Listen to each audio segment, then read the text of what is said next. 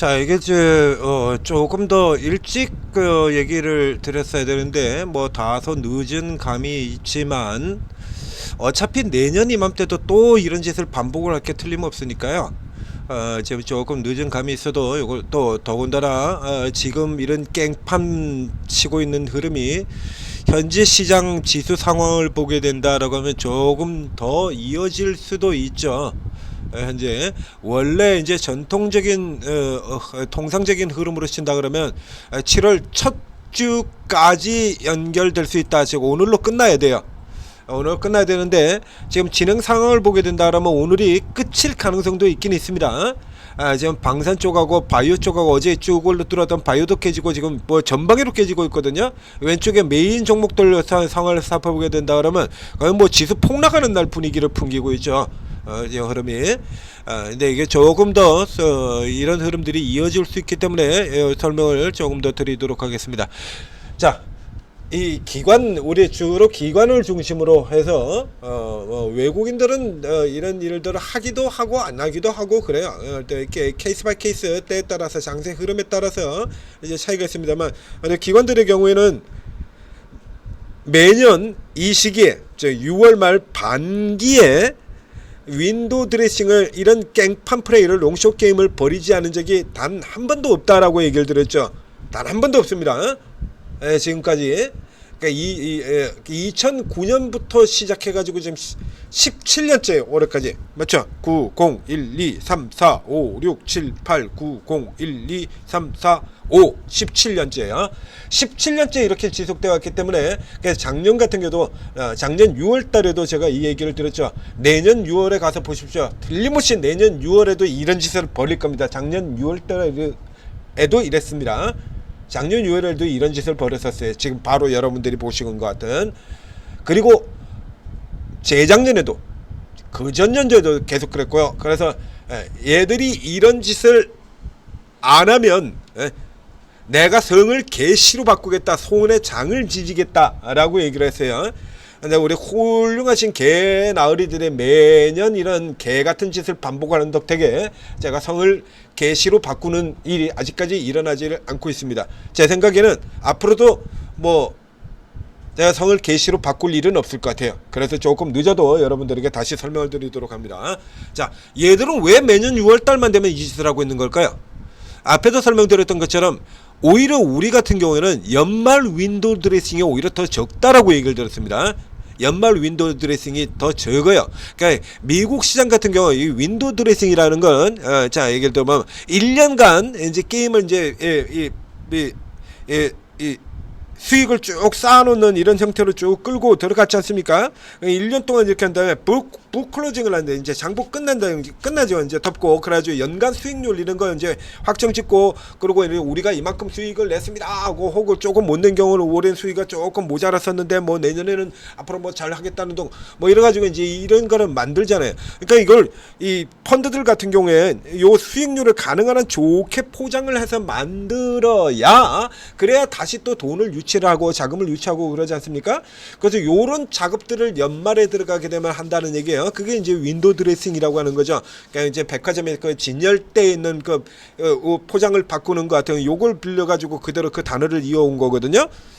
그런데 우리 같은 경우에는 연말 윈도우 드레싱은 오히려 없는 경우들도 연말 윈도우 드레싱이 없이 지나간 해들도 있습니다. 근데 이 반기 윈도우 드레싱은 안 나온 적이 지금까지 한 번도 없어요. 그래서 오히려 이 반기에 더 설친다는 얘기죠. 왜 그럴까? 조금 이상하지 않습니까? 왜 우리의 경우는 정작 원래 윈도우 드레싱이라는 게 연말에 나와야 되는 건데 연말에 안 하고 왜 반기에 이지랄을 하느냐, 요걸 조금 살펴볼 필요가 있는 건데 이거 어디서부터 나왔냐면 우리 기관의 습성에서부터 출발이 되는 겁니다. 우리 기관의 습성에서부터. 자, 한번 보시죠. 여러분들이 해외 증시 지금 다루시는 분들 굉장히 많죠. 해외 증시를 본다 그러면 해외 증시 미증시 전망 같은 데 보면 뉴스 굉장히 많이 나오죠. 무슨 어디에 있는 뭐 JP 모간의 무슨 뭐 수석 전략가 전략 분석가 누구는 이렇게 얘기를 하고 저렇게 하거든. 미국의 경우는요, 상고하고 1년 내내 오를 것이고 앞으로 계속 오를 것이다 이렇게 주창하는 사람들 숫자가 엄청나게 많죠. 굉장히 많죠. 굉장히 많죠. 혹은 반대로 상저하죠. 올해는 1년 내내 나쁠 것이다. 약세장으로 들어갈 경우는 이렇게 주장을 하는 케이스들도 굉장히 많습니다. 그러니까 대표적인 글로벌 IP들인 이제 골드만삭스라든가 이런 쪽에서 같은 경우 올해 1년 내내 안 좋다 뭐 이런 얘기도 막 공개적으로 막 까버리기도 하고 그런 케이스들 많이 나오거든요. 상저하저 상고하고 이런 의견들이 얼마든지 자유롭게 수시로 나옵니다. 자, 근데 우리 증시에서 한번 기억해 보시죠. 여러분들이 우리 증시 전략에서 매년 연말 연초가 되면 올해의 증시 전망하고 이렇게 나오지 않습니까? 그 올해의 증시 전망에서 상고하고가 나온 적이 있습니까? 혹은 반대로 상저하저가 나온 적이 있나요? 없어요, 한 번도. 우리 증시 전망에서 상고하고 전망을 내놓은 적이 단 한 번도 없습니다. 실제로 증시가 상고하고인 적은 있었어요. 예, 대표적인 제가 이제 여러 번 얘기 드리는 바로 이번 증시 같은 경우도 이번 흐름 같은 경우에도 비교 대상으로 삼아드렸던 연도들, 비교 대상으로 삼았던 연도들이 있죠. 2009년, 2005년, 그러니까 2007년 같은 경우는 하반기 쪽에서 지금 워낙 급격하게 떨어뜨려 가지고 케이스가 조금 다릅니다만 2005년도 같은 경우를 대표적으로 살펴보게 되면요, 이게 전형적인 상고하고죠. 여기 2017년 같은 경우도 보시는 것처럼 상반기도 강했고 하반기도 강한 상고하고입니다. 2017년도. 근데 2017년에 상고하고 전망이 나왔냐 안 나왔어요. 그런 의견. 나중에 가서 뒤늦게 지랄들을 하고 설치가 됐었죠. 2009년도 반등 나올 때요, 계속 올라 들어갑니다. 이렇게 끝까지 계속 강세를 보이죠. 그러니까 증시에서 실질적으로 끝까지 강세를 보이는 2007년 같은 경우는 끝부분에 가서 이렇게 또 꺾인 것 때문에 조금 이렇게 했습니다만, 그래도 하반기 이때보다는 꺾였으니까 조금 틀리겠습니다만, 저 앞쪽에 2005년도 사실상 한국 증시에서 가장 강했던 연도다라고 얘기할 때는 이 2005년 같은 경우에 상고하고 아닙니까? 종가가 가장 높은 수치예요. 연간 가장 높은 수치가 종가로 해서 가장 높은 수치로 끝났어요. 이게 전형적인 상고하고잖아요. 2017년도도 그랬고요. 연말이 가장 높은 수치였고요. 그해 가장 높은 주가를 연말에 기록한 전형적인 상고하고 증시인데, 그럼 우리 전방에서 상고하고가 나왔냐 이거지? 안 나왔어요. 나온 적 없어요. 2005년에도 그런 소리 나오지도 않았었고요. 2009년에도 안 나왔었고요. 2017년에도 그런 나온 소리 안 나왔어요. 우리는 언제나 뭐라 그러면 상고하죠, 혹은 상저하고라고 얘기를 하죠. 그러니까 얘들 머릿속에, 우리 기관들의 머릿속에 자체는 애초에 추세적으로 계속 오른다거나 추세적으로 계속 내린다라는 얘기 자체가 애초에 머릿속에 들어있지 않은 애들이야. 그래서 언제나 얘기를 드지 않습니까? 얘들 머릿속에서는 박스를 빼고 나면 남는 게 하나도 없다라고요. 그러니까 기본적인 생각 자체가 박스로 일단 기본 포인트가 잡혀 있는 거야. 그렇게 상반기에 많이 올라오면 하반기에 내린다는 거고, 상반기에 많이 내렸으면 하반기에 오른다는 거죠. 이건 박스 이론 아닙니까?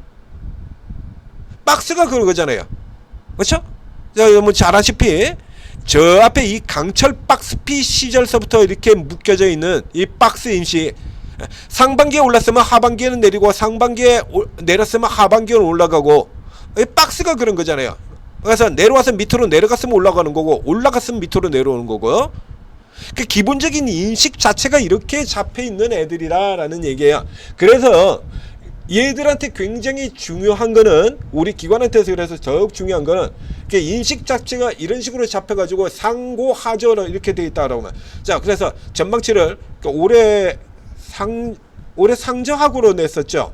상저하고로 냈었죠. 이게 이런 식으로 잡혀있다는 얘기입니다. 그러면 이제, 그런데 어쨌거나 지금 실제로는 증시가 지금 상반기 지금 왕창 튀어 들어갔잖아요.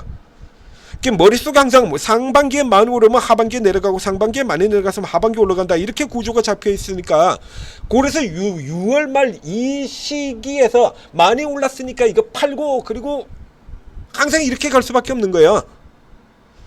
이런 식으로 언제나 이런 식으로 갈 수밖에 없는 거죠.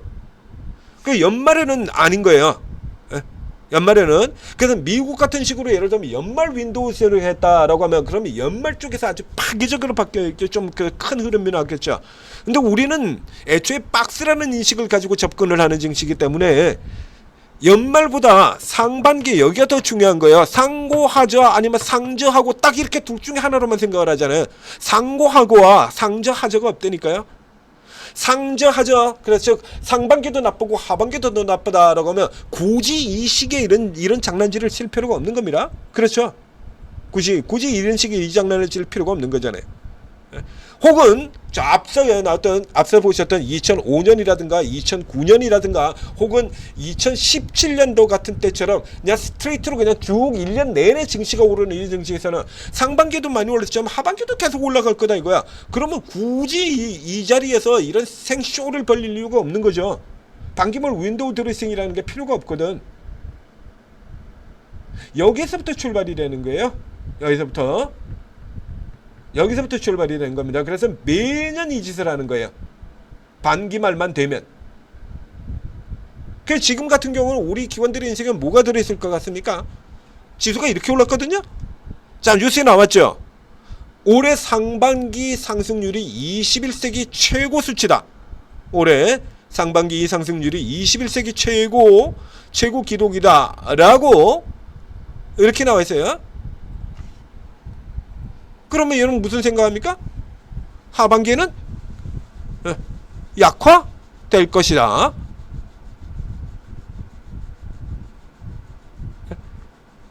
앞서 2010년 같은 경우에도 이 케이스는 좀 틀리죠. 깨졌다가 돌아 들어온 거니까 요게 이제 상고라고 하기가 힘들고 하고였던 셈이죠. 전년도가 고였으니까 상반기는 이제 들어가고요. 상고하자라고 또 2021년에 상고하자라고 얘기를 했을 거예요. 근데 정작은 시작하자마자부터 계속 내려가지고 상저하자가 돼버렸죠.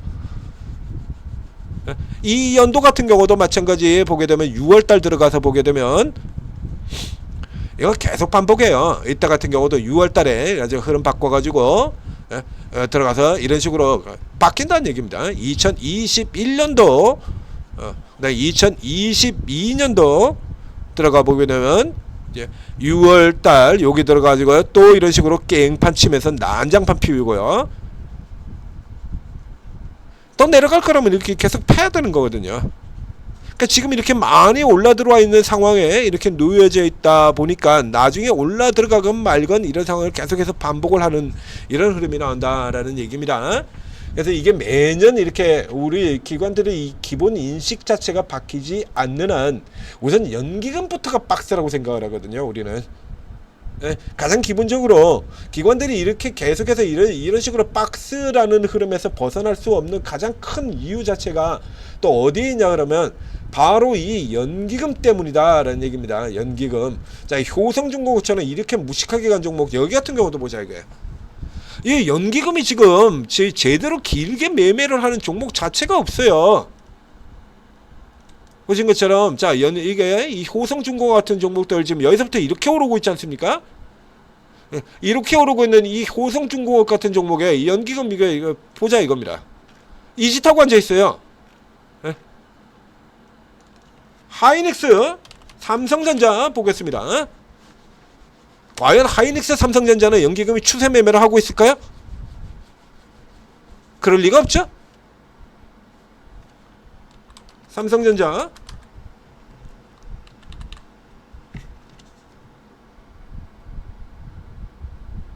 그럴 리가 없고요.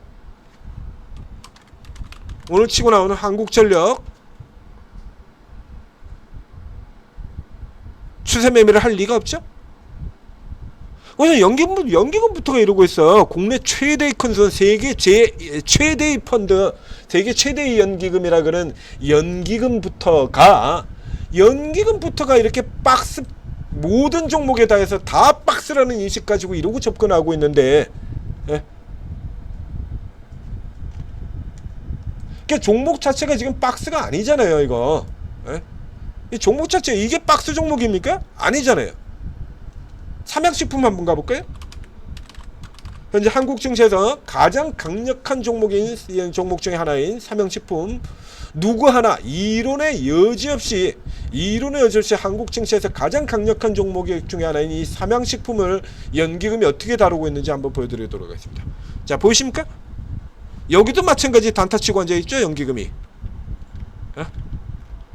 그 연기금이 그 국내 최대 큰 손이라 그러는 연기금부터가 이런 한국 증시의 대표적인 종목들을 상대로 이런 매매를 보이고 있는데, 그 연기금을 따라서 우리 수급에서 계속 보셨잖아요.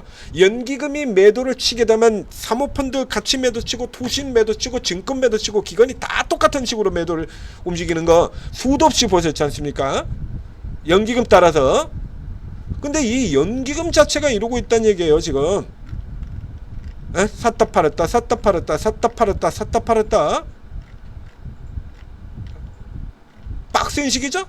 올라 들어가는 동안에 원래 주가 좀 올라오면 팔아버리고, 그리고 이제 좀 밑으로 내려오면 다시 또 사고, 올라가면 팔고. 자, 여러분들이 지금 대표적인 종목들 여러분 다 한국 증시를 이끌고 있는 대표 종목이 현대로템 같은 경우도 이러고 앉아있죠 지금. 이래서 현대로템 같은 경우 이번에도 빼따꼼 뿌리가 나올 가능성이 커 보입니다 라고, 이거 어저께 이미 얘기 드렸잖아요. 아침에 현대로템 어제 아침에 얘기 드렸지 않습니까? 이번에는 다를까요? 들어가서 보면 연기금이 미리 이렇게 쌓아놓고 있다매도, 이거 작년도 11월 달에 깨트리기 전에, 작년 11월 달에 주가 깨트리기 전에 이때도 연기금이 미리 사서 들어온 다음에, 이렇게 사서 끌어온 다음에 그 다음부터 고가에서부터 이렇게 계속 이렇게 패드게 치고, 그러니까 실적이 앞으로 계속 좋아지고 이런 건 얘들 머릿속에 들어있지 않다니까요. 우리 기관들은 머릿속에 이게 들어있질 않아요. 추세 상승으로 쭉쭉쭉 계속 올라간다는 게 머릿속에 들어있질 않아. 상고하고 자체가 머리에 들어있질 않는 거예요. 이렇게 연기금부터가 우량주를 저가에 사서 장기 투자를 하겠다라고 수십 년 전서부터 그렇게 딱 되어 있고, 지금도 연기금 운용본부에는 그렇게 딱 걸려 있습니다. 그런 연기금부터가 이런 짓을 하고 있는데 어떤 기관이 이런 짓을 안 하겠냐고. 이게 다 똑같이 가잖아요. 이렇게 연기금이 팔면 다 같이 판다 이겁니다. 그래서 작년도에도 이런 짓을 벌였고, 이번 같은 경우도 그 뒤에 쭉 다시 저가로 내려와가지고 저가에서는 팔고, 이게 박스 인식이잖아요. 전형적인 박스 아닙니까? 이게 다 기본적으로. 그렇게 때려 팔아놓고 막 안 좋은 소리 하면서 그렇게 막 때려 갖다 때려 팔아가지고 뭉개버리고, 뭐 미국 국방 예산, 아니 미국의 국방 예산을 삭감하는데 미국에 수출하지도 않는 현대로템이 주가가 개박살 낼 이유가 어디에 있냐고. 이게 어디에 있냐고. 이게 깨지는 이 이유가. 그래 놓고는 주가가 이렇게 깨져가지고, 자, 이 현대로템 그래가지고 주가가 저 아래 보세요. 자, 이거 작년도 여기 아닙니까? 이래가지고 이렇게 해서 깨져가지고 밑으로 이렇게 깨져서 내려오니까 그제서야 다시 이렇게 되사죠? 밑으로 오면 사고 위로 올라오면 테러 팔고. 이거 박스잖아요 이거. 기본적으로 여기서부터 구조가 이렇게 되는 겁니다. 그래서 이번 같은 경우도 역시 마찬가지. 그래 놓고 이제 다시 위로도 올라오니까 또 미친듯이 때려 팔아버리지 않습니까 그냥. 그러니까 시장은 더 간다 좋다 그래서 지수 달리면서 계속 올라 들어가고 있는데 얘들 때려 팔아버리고 있잖아요 지금 계속. 그래서 이 연기금이 이렇게 때려 팔고 있기 때문에 작년도 저 10월달에 나왔던 케이스하고 똑같이 갈 가능성이 큽니다 라고 얘기를 듣고, 어김없이 그대로 까버리는 형태 나왔죠. 이제 연기금이 까버리니까 사모펀드 같이 까고요, 투신 까고요, 증권 까고요, 똑같잖아요. 그 우리 기관 전체가 이렇게 움직이는 거예요. 이래서 매년 6월달만 되면은 이 모양 이 꼬라지가 펼쳐지는 겁니다. 그래서 6월달에 내년에도, 작년에도 이런 얘기를 듣고 그 전년도에도 제가 똑같은 얘기를 드려요. 내년에도 6월달 가면 이런 짓이 틀림없이 또 나올 겁니다. 자, 두고 보세요. 작년에도 얘기를 듣죠. 내년도에도 6월달에 가면 틀림없이 이런 짓이 나올 겁니다. 두고 보세요. 지금도 다시 얘기 드린 겁니다. 내년에도 또 6월달에 가면 이런 짓이 나오게 될 겁니다. 두고 보세요. 두고 보세요 라고 얘기를 드리는 거예요. 이거. 그렇기 때문에 반대로 얘기한다 그러면, 우리 입장에서 보게 된다라고 하면 이 연기금을 주도로 해서 기관들이 이렇게 뻘짓거리를 하는 이 시기를 잘 노려야 되는 거야. 이렇게 뒤집어서 얘기를 하면 하반기에 갈 수 있는 종목들을 저가에 바겐세일 가격에 살 수 있는 좋은 찬스기도 합니다. 요 시기가. 그래서 최근에 이제 업황 강세로 들어오는 종목들 같은 경우를 살펴보도록 하겠습니다. 하나 에어로 같은 종목들, 혹은 이제 조선주 같은 경우들도 살펴볼 수가 있겠고요. 자, 쭉 들어가면 이제 구조적으로 주기적으로 이 짓을 해요. 자, 하나 에어로 같은 경우도 보면, 자, 6월달 들어간 다음에 6월 말에 또 이렇게 까서 뭉개고 이런 흐름들 나왔죠. 이렇게 뭐 여기는 이번에 작년은 뭐 그렇게 아주 크지는 않았습니다. 그 전년도에도 그러니까 올라 들어왔던 거, 그래서 또 6월 말에 또 이렇게 까고 이런 흐름들 나오죠. 항상 이런 시기 되면 반복이 되는 거예요. 그럼 예를 들어 가지고 지금 이제 주가가 이렇게 밀려 내려오지 않습니까? 그러면 이렇게 밀려 내려오는데 하나 에어로가 앞으로도 예를 들면 실적을 계속 못 낼 거냐 이거야. 이게 그야말로 대고점을 찍었을 거냐 이거지. 100만원 다가는 이게 대고점을 찍은 가격이었을 거냐 이거야. 그러니까 앞에서 여러 차례 들은 것처럼 이제 하나 에어로 같은 경우 그 전에 작년 1년 동안에 피커스를 무려 4번을 주장했었다라고 얘기 들었죠. 그리고 제가 4월달에 이번 4월달 3월 말 4월달에 추천을 드렸었던 LIG 넥선 같은 경우는 무려 6번입니다. 6년 반치 수주를 쌓아놓고 있는 기업을 1년 동안 한 해 동안 6번에 걸쳐서 피커스를 추정을 합니다. 그래서 이런 뻘소리 하면서 이렇게 내려 들어갈 때, 자 여기 보자. 이게 이 골통들을 이 짓거리 하는 걸 이용을 하셔야 돼요. 자, 이 하나 에어로가 실적을 앞으로도 못 냅니까? 내죠. 실적 냅니다. 그러니까 2025년 올해 같은 경우까지는 이제 내년부터 조금 이제 둔화될 거다. 그러니까 성장률이 또 이 앞에도 똑같은 소리를 했었어요. 성장률이 둔화된다고 피컷이라고요. 계속 늘어나잖아요. 이게 그렇죠? 그래서 이 폭발적인 매출이 계속 이렇게 늘어날 것 같으면 이런 식으로 계속해서 매년 더블 수익이 날 것 같으면 얘가 3세 시가총액 1위 하지. 저 별볼리들은 저 바보 같은 삼방전자 제껴버리고 하나 여러 가 시가총액 1위를 하지 뭐 그러면. 그래서 이게 어느 정도 이게 올라 들어가고 나면 그 다음에 주가가 반영되고 그 다음에 이제 실적은 매 이 주가와 다르게 매일매일 경신이 되는 게 아니잖아요. 그렇죠? 더군다나 이런 기업들 같은 경우는 분기 실적 자체도 그렇게 중요하지 않아. 한개 분기 실적 정도는 그게 중요한 흐름이 나오는 게 아니에요. 전력설비주 같은 경우도 마찬가지고요. 한개 분기 실적 연간 전체로 계속 매출과 이익률이 유지가 되고 있느냐, 수주가 활정이 계속 이어지고 있느냐 그거거든. 근데 수주 계속 이어지고 있죠. 매출 계속 늘어나고 있죠. 전력설비도 마찬가지고요. 방산도 마찬가지고 전력설비 같은 경우에 이 데이터 센터가 1,500조가 지어지지 않습니까? 미국에서만입니다. 유럽은요. 그래서 유럽 쪽 같은 경우도 지금 현대일렉과 효성중공업 둘이 나란히 유럽 쪽도 계속 뚫고 들어가고 있거든요. 저 효성중공업이 저렇게 올라 들어간 거는 유럽 쪽의 영향이라고 얘기를 들었었죠. 설명 그렇게 분석을 그렇게 드렸잖아요. 제가 현대일렉은 북미, 효성중공업은 유럽. 그래서 이제 효성중공업이 이제 유럽 쪽, 현대일렉이 유럽 쪽도 지금 뚫고 들어가고 있다는 얘기입니다. 그럼 유럽은 AI 투자 안 하냐, 이제 데이터 투자 안 하냐, 거기도 해요. 그 지금 전력 설비들이 지금 모자라서 난리야. 그 수주가 계속 쌓아놓고 있다라는 얘기죠. 그거 잠깐 이제 쉬어 들어갔던 거, 이제 그거 가지고서는 뭐 현대일렉 이번 1분기 같은 경우는 해서 또 피컷을 또 나왔었지 않습니까? 현대일렉트릭의 피커스를 한번 뒤져보세요. 얼마나 많이 되나.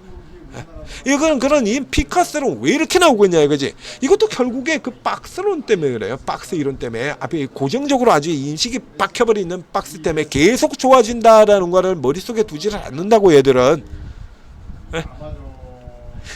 이게 왜 그렇게 되는, 이게 구조적으로 그렇게 될 수밖에 없다라고 해야죠. 얘들은 박스 들어가야 지들이 더 좋거든요. 이익을 더 많이 낼 수 있고요. 상대적으로 성과급을 더 많이 받을 수 있고요. 박스인 게 지들한테 절대적으로 더 유리하다는 얘기입니다. 연기금도 마찬가지고요. 주가가 계속 올라가는 게 오히려 불리해요. 우리 기관들한테는.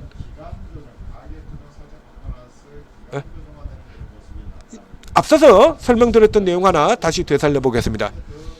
지금 앞서 보여드렸던 그 기관들 있죠. 상고하고였던 연도들.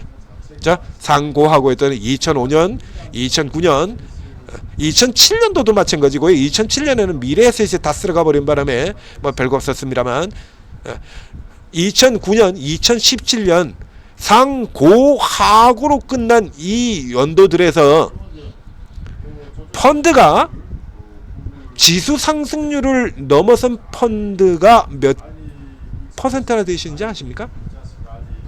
참고로 2005년 같은 경우에는요, 펀드 수익률이, 연간 펀드 수익률이 2만 개의 펀드가 있는데요. 우리나라에 2만 개의 펀드가 있는데 그 2만 개의 펀드 중에서 지수 상승률보다 수익이 더 난 펀드가 한 손가락으로 꼽습니다. 한 손에 꼽아요. 2만 개의 펀드 중에서 지수 상승률을 넘어간 펀드가 한 손에 꼽는다는 얘기입니다. 저 연도들이 다 그렇습니다. 펀드의 수익률이 지수 상승률을 못 따라가 거의 대부분의 펀드가 99%, 98%의 펀드들이 지수 상승률을 넘어가지를 못하고 다 지수 상승률보다 비싼데, 그럼 펀드가 뭐하라 합니까? 그죠? 그럼 펀드가 뭐하라 해요? 그냥 간단하게 코스피 레버리지, 코스피 200 같은 ETF를 사버리게 되면 지수 상승률만큼은 무조건 나오잖아요. ETF 사면. 그럼 주식형 펀드를 가입할 이유가 없는 거 아니냐 이거야. 돈 들어가면서 수수료 내가면서 그 가입할 이유가 없잖아요. 그래서 지수가 이렇게 오른 동안에 넌 뭐 했어 이 새끼야, 이런 소리나 듣기 딱 좋다는 얘기입니다. 그래서 우리 기관들 같은 경우는 지수가 너무 올라가는 걸 절대로 바라지를 않아요. 상고하고를 애초에 바라지를 않는다는 얘기입니다. 그래서 얘들 전망에는 상고하고라는 게 애초에 존재를 할 수가 없어요. 구조적으로 이렇다는 얘기입니다. 그래서 이런 기업들 같은 경우에, 그래서 지금 좀 올라 들어왔어요. 작년까지 저평가였고요. 작년까지는 이렇게 PR 보셨다시피 이런 실적을 보이는 회사가 이것밖에 안 되는데 PR이 이걸 피컷이라고 오게 됩니다. 진짜 웃기는 새끼들 아닙니까? 보시자 이거야. 이렇게 이게 매출하고 이익이 이렇게 급증하는 회사를, 이 회사를 무려 피컷을 4번을 추천을 했다는 얘기죠. 이거밖에 안 되는데. 그러고서 이제 올라 들어가는 거 지금 허블나게 지금 뒤늦게 지금 따라 들어오다 보니까 지금 일시적으로 이렇게 들어갔어요. 근데 요게 눌러가지고 좀 더 내려오게 되면 어떻게 됩니까? 자, 보시죠. 이제 12개월 선행 PR이요. 19배요. 지금 19배 되어 있습니다. 이 아래는 17배고 지금 수치가 조금 지금 주가 희석 때문에 그런 것 같은데요. 자, 요거 아래 들어가면 이제 17배 이런 수준으로 내려가게 되거든요. 이 17배 내려가게 되면요, 지금 시장 PR에 비해서 그렇게 크게 더 받는 부분이 없어져요. 얘도 그렇고 현대일렉트릭 이런 종목 다 마찬가지인 겁니다. 그래서 요거 장난칠 때 매번 개인들이 여기 속아요. 정점 아니냐, 다운 거 아니냐. 우리는 개인들 보기에 벌써 주가 자체도 부담스럽지 않습니까? 주가 자체도 부담스럽잖아요. 너무 올라간 것처럼 보이고요. 너무 올라갔죠? 부담스럽죠? 실적이 이렇게 개선된 거는 이거 왜 생각을 안 하냐고. 이거 그러니까 모멘텀 없으면 주식으로 생각하지도 않고 이런 놈들. 그래서 이런 종목들 제가 많이 소개시켜드리지 않습니까? 여기 이런 종목들 실적이 이렇게 계속 올라 들어가고 있는데도 전혀 지금 뭐 삼지전자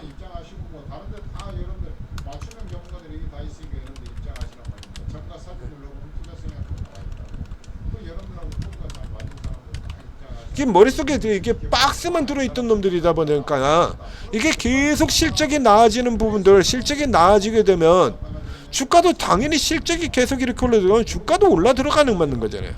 까꾸리 지금 후퇴하고 있죠, 밸류에이션이. 실적이 계속 올라 들어가는데 왜? 예?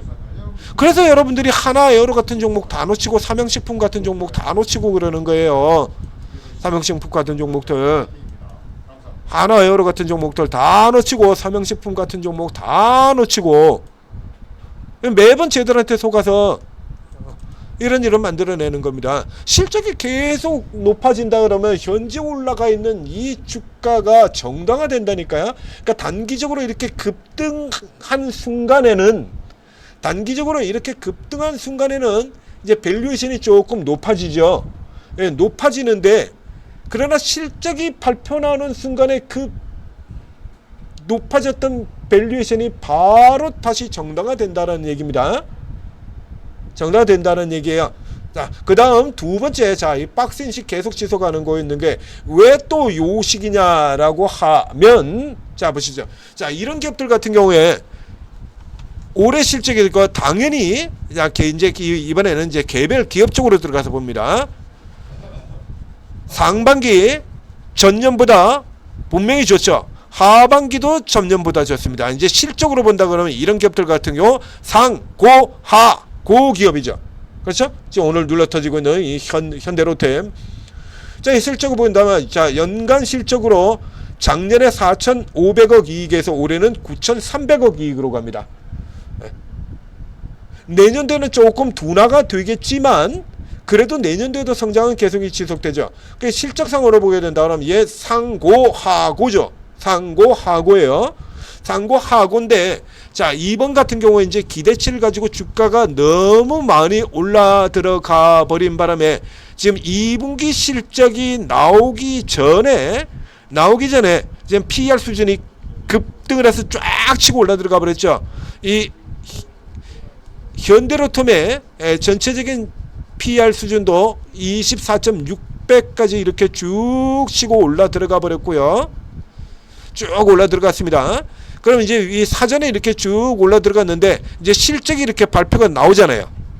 그럼 이런 기업들, 삼양식품의 이런 기업들은 기존에도 좋았는데 계속해서 좋은 실적이 나오지 않습니까? 그럼 계속해서 이렇게 좋은 실적이 이렇게 계속해서 이렇게 나오게 된다면 실적 발표가 나오는 순간 다음 해 이쪽 선으로 기준이 넘어 들어가게 되는 겁니다. 기준이 넘어 들어가 버리게 되면 이렇게 해서 이제 밸류에이션이 자동으로 이렇게 다운이 돼 버리는 거예요. 자동으로 다운이 돼 버리죠. 이 삼양식품, 그래서 요렇게 내려오는 시기에 요런 시기에 다 잡으라고 얘기 드린 거 아닙니까?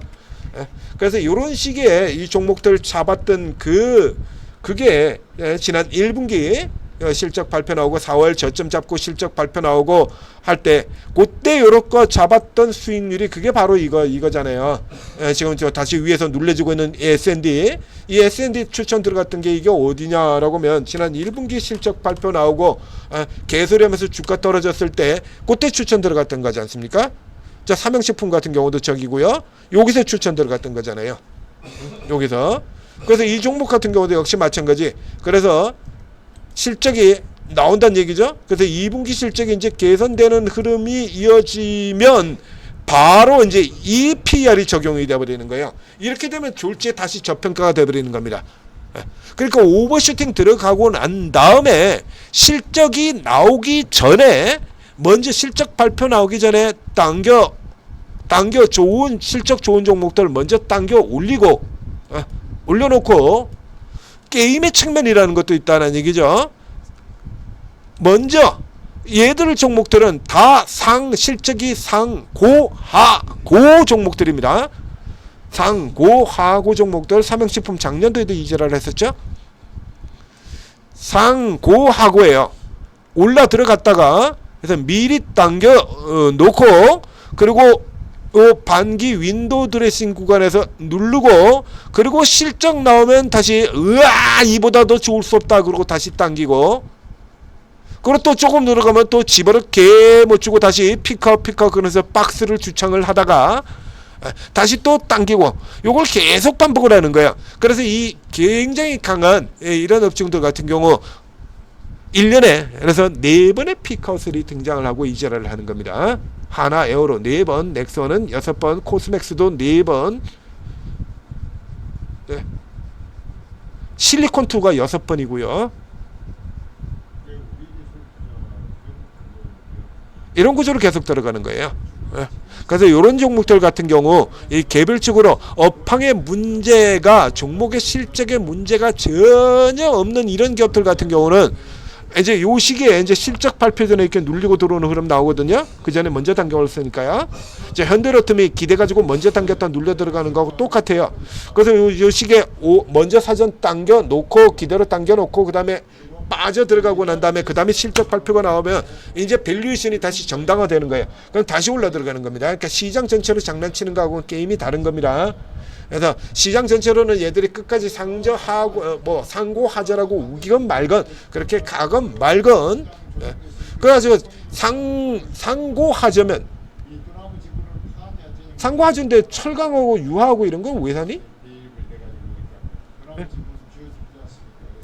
2차 전지는 왜 사고 저거는 왜 사고 걔는 왜 사? 걔네 사면 틀림없이 오를 텐데 지수가?